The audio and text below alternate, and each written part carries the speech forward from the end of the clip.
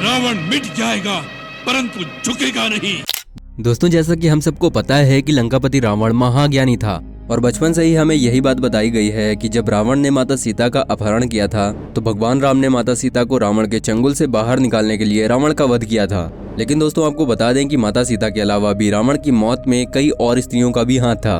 दरअसल ये तो हम सभी जानते हैं कि रावण एक बहुत बड़ा भोगविलासी पुरुष था और अपने घिनौने कर्मों की वजह से ही वो खुद अपनी मौत का कारण बना था। और क्या आपको पता है कि रावण की मौत भगवान विष्णु के 7वें अवतार प्रभु श्री राम के हाथों ही क्यों हुई थी? दोस्तों, आज की इस वीडियो में हम आपको रावण की मौत से जुड़े हुए कुछ ऐसे रहस्यों के बारे में बताने वाले हैं जिनको आज से पहले आपने शायद ही सुना होगा। वीडियो शुरू करने से पहले बस आपसे यही रिक्वेस्ट है कि अगर आप हमारे इस चैनल पर नए हैं तो चैनल को सब्सक्राइब करके बेल आइकन को भी जरूर ऑन कर लें। फैक्ट रिसर्चर के एक न्यू एपिसोड में आपका स्वागत है। दोस्तों, ये तो हम सभी को पता है कि रावण एक अहंकारी और भोगविलासी पुरुष था, जिस वजह से उसे माता सीता से पहले भी कई स्त्रियों से श्राप मिल चुके थे और आगे चलकर वही अभिशाप रावण की मौत के कारण बने।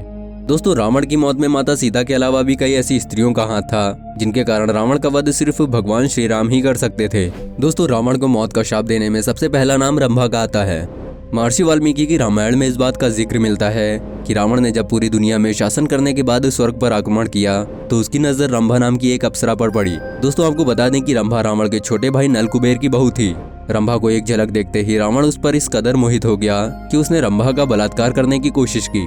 जब रंभा ने रावण का ये कामोत्तेजक रूप देखा तो उसने रावण के सामने कई बार हाथ जोड़कर विनती की कि मैं आपके छोटे भाई नलकुबेर की पत्नी हूँ और इस तरह से मैं आपकी बहू समान हुई।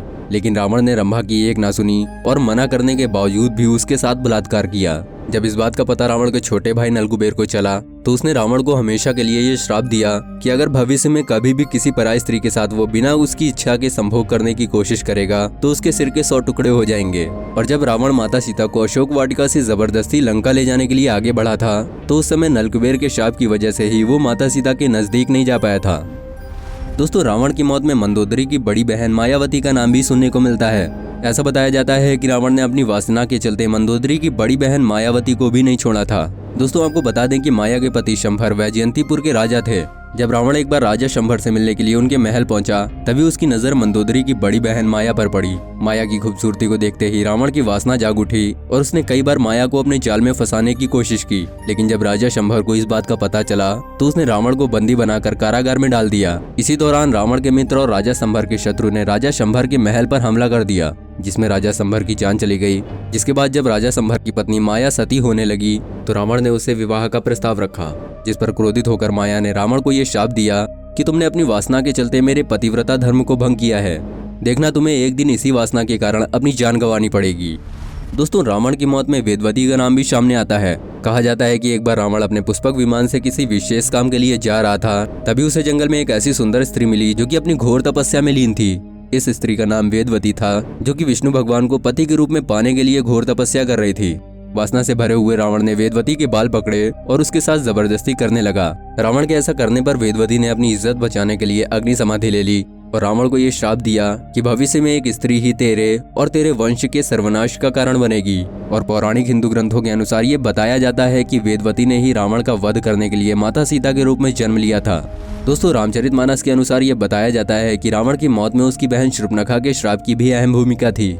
अब दोस्तों, हो सकता है कि आप सोच रहे हो कि रावण ने अपनी बहन की नाक कटने के अपमान का बदला लेने के लिए ही माता सीता का अपहरण किया था, जो कि उसके और उसके कुल के अंत का कारण बना। दरअसल रामायण में इस बात का जिक्र मिलता है कि रावण की बहन शूर्पणखा ने भी रावण को उसके विनाश का श्राप दिया था।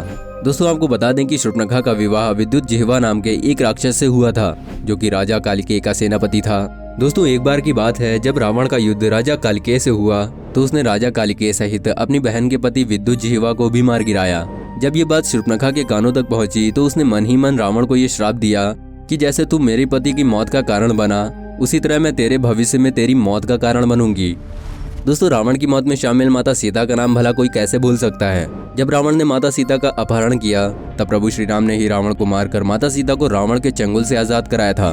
दोस्तों, हो सकता है कि अगर माता सीता ना होती तो शायद रावण आज भी जीवित होता। सीताहरण के समय जब रावण ने साधु का भेष धरकर धोखे से माता सीता का अपहरण किया तो वो माता सीता को अपने साथ जबरदस्ती लंका ले गया था।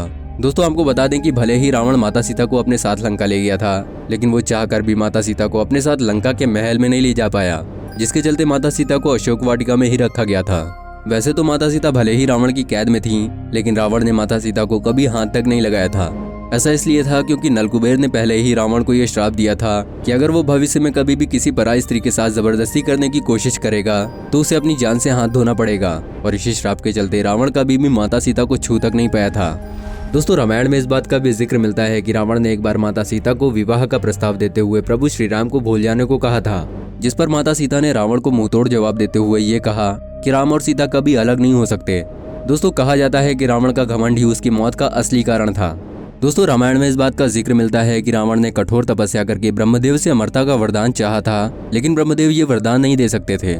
इसलिए अपनी सूझबूझ से रावण ने ऐसा वरदान मांगा कि ना तो कोई भगवान, ना कोई राक्षस, ना कोई किन्नर और ना ही कोई गंधर्व उसका वध कर पाए। परंतु वो मनुष्य को भूल गया था, क्योंकि अपने अहंकार के चलते रावण का ऐसा मानना था कि कोई भी साधारण मनुष्य उसका क्या ही बिगाड़ लेगा। इसलिए ही प्रभु श्री राम ने मनुष्य रूप में अवतार लेकर उसका अंत किया था। इसके अलावा दोस्तों, रावण की मौत के पीछे उसके पिछले जन्म का एक ऐसा रहस्य है जिस वजह से रावण की मौत सिर्फ और सिर्फ भगवान श्री राम के हाथों ही लिखी थी। दरअसल पुराणों में ऐसा उल्लेख मिलता है कि भगवान राम को अपना दुश्मन मानने वाला रावण पिछले जन्म में भगवान विष्णु का पहरेदार था। और ये बात तो सभी को पता होगी कि भगवान विष्णु ने ही भगवान राम के रूप में जन्म लिया था। एक बार की बात है, जब ब्रह्मा जी के 4 पुत्र सनकादि ऋषि विष्णु भगवान से मिलने के लिए उनके महल पर गए तो वहाँ पर उन्हें 2 पहरेदार मिले, जिनका नाम था जय और विजय। लेकिन उन दोनों पहरेदारों ने चारों ऋषियों को महल के अंदर प्रवेश करने से रोक दिया, जिस पर सभी ऋषियों ने क्रोधित होकर उन दोनों पहरेदारों को ये श्राप दिया कि अगले 3 जन्मों तक तुम सिर्फ राक्षस के रूप में ही जन्म लोगे।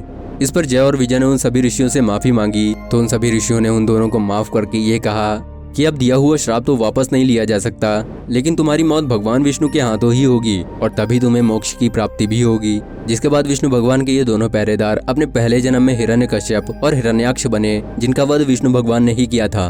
दूसरे जन्म में ये दोनों भाई रावण और कुंभकर्ण बने, जिनका वध विष्णु भगवान के 7वें अवतार प्रभु श्री राम के हाथों हुआ। और तीसरे जन्म में ये दोनों भाई शिशुपाल और दंतवक्र बने, जिनका वध भी भगवान विष्णु के अवतार श्री कृष्ण के हाथों हुआ था। दोस्तों, रावण अपने भोग विलास और अहंकार में इतना चूर चूर हो चुका था कि वो खुद ही पूरी लंका साम्राज्य के पतन का कारण बना। वैसे दोस्तों, क्या कहना चाहेंगे आप रावण के बारे में, हमें कमेंट करके जरूर बताएं। वीडियो पसंद आई हो तो वीडियो को लाइक करें और चैनल को सब्सक्राइब करके बेल आइकन को भी जरूर ऑन कर लें। वीडियो में बहुमूल्य समय देकर यहाँ तक वीडियो देखने के लिए आपका बहुत बहुत धन्यवाद।